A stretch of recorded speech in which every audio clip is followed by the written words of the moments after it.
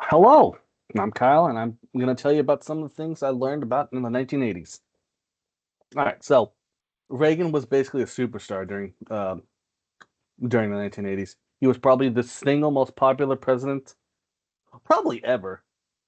Like when his presidency came up for the first time, he had nearly a landslide victory with like 70% of the people voting him in. And when his second presidency came around, the map everything was red, and there was like maybe only two or three blue states. During his time, uh, there were some issues that were going on. Stranger Danger was one, the Satanic Panic, and also like rating systems for like music and video games and movies were another issue. Drugs was an issue that was also going on around that time, and then fears about Soviet domination, communism, the Cold War as well was one of the bigger issues. I think Reagan he restored confidence in America after the Vietnam War, where we were in kind of a shaky place after losing one of the first wars we have ever lost.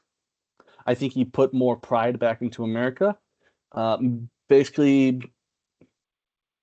basically made the American dream seem more achievable, and maybe brought like a sense of good old fashioned hominess with it with his presidency. And there was a lot of anti-communism during that time. I think the American dream kind of seemed more believable then back then than it does now. There were a lot of young, wealthy people called yuppies that were going around.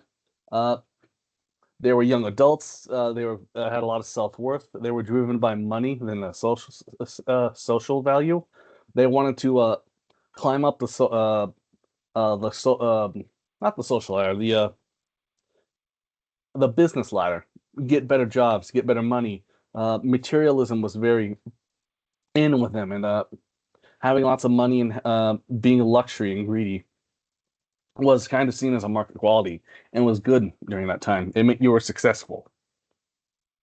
Drugs was a problem during the inner city during this time, especially for the inner cities. The Reagan administration, as well as his wife Nancy Reagan, made it one of their goals to try and fight back against drugs. It had it's had mixed results. We're still dealing with it today.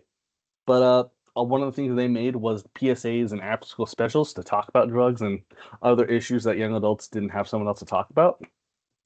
And there were a lot of PSAs like your brain on drugs and Mr. T. But just for like a couple of seconds, I'd like to show you this one. Hey, what are we doing out of the bottle? This is dangerous. A little kid might come along and think we were candy. That would be awful because we're medicine. He might even eat us. No, no, no, no. This is serious. Serious. We could make you delirious. Delirious. Using up a healthy fear of us. Fear of us. Too much of us is dangerous. No, no, no. Hmm. It's catchy, but yeah, there were a lot of PSAs like that around. Music was definitely was one of the probably most important, or at least the most interesting thing about the 1980s. New genres started to come out here: metal, punk, and hip hop and rap. A lot of my favorite artists came out, like Iron Maiden, Metallica, Ozzy Osbourne, the Sugar Hill Gang, and Run DMC. This is where they made their debut. But also, it was interesting to learn about punk. It's not my type of music, but fun to talk about. This is also where the PMCA and the rating systems really well kind of tried to put set more regulations.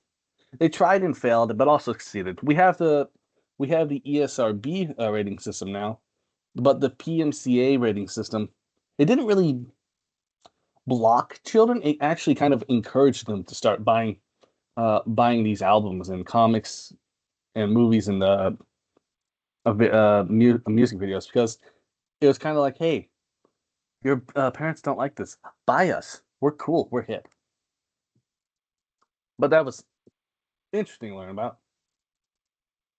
The video game crash was another thing. I've already kind of learned about this, but it was fun to go over it again and do a presentation on it.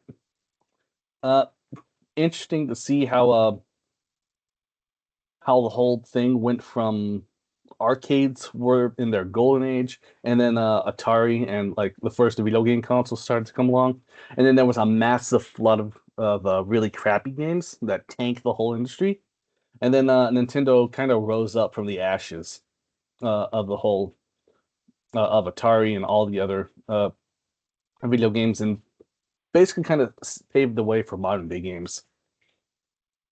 It was fun, and it also proved that video games could be a reliable business. There were a lot of things that were going on during this time, during the 1980s and Ronald Reagan's administration. The Berlin Wall came down.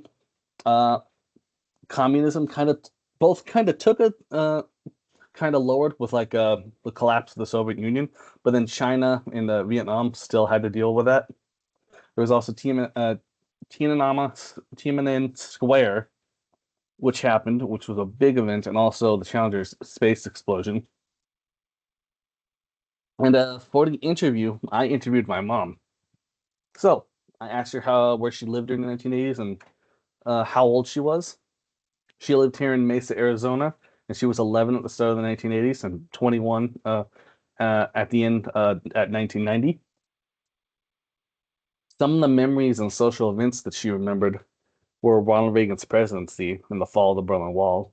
She remembered hearing Mr. Gorbachev tear down this wall, and she said that was legendary. She remembered watching the Challenger explosion in 1986. She was a junior in high school then, and in class, and she watched it blow up. She said that she really liked Ronald Reagan and thought he was doing a good job with his policies, and thought that they were both bold and necessary at the time. And she was probably right. I think I personally think Ronald Reagan was probably one of the better presidents that we had. As for the Challenger explosions, she said it was horrifying to watch because you were thinking that those were real people and it's happening in real time.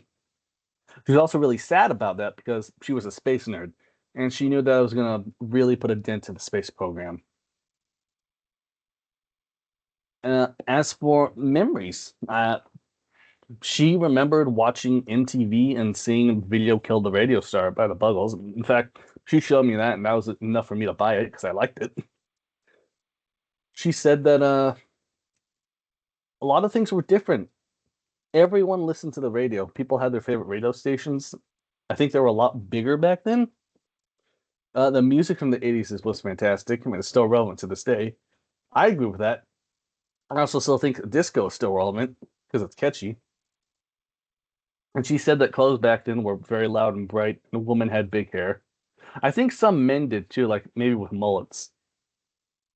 One of the more interesting things is that we kind of got talking about politics, and she stated that politicians had more decorum back then, and media was maybe more respectful and still respected the presidency. And for both of them, there was a line that they just didn't cross.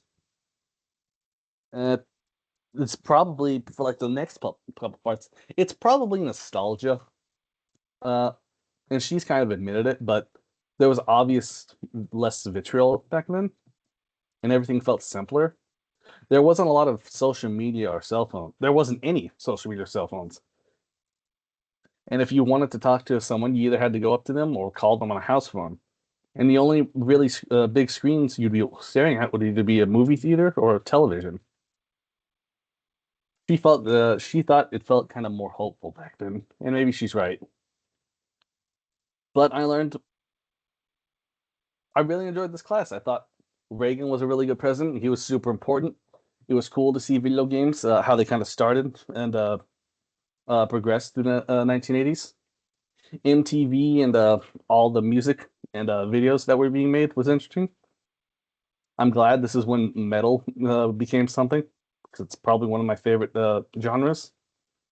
And there were a lot of interesting worldwide events like the Berlin Wall. Anyways, that's kind of what I thought about the That's what I thought was important about the 1980s. Thanks for listening. Uh, Stop sharing. Where are you? Stop recording.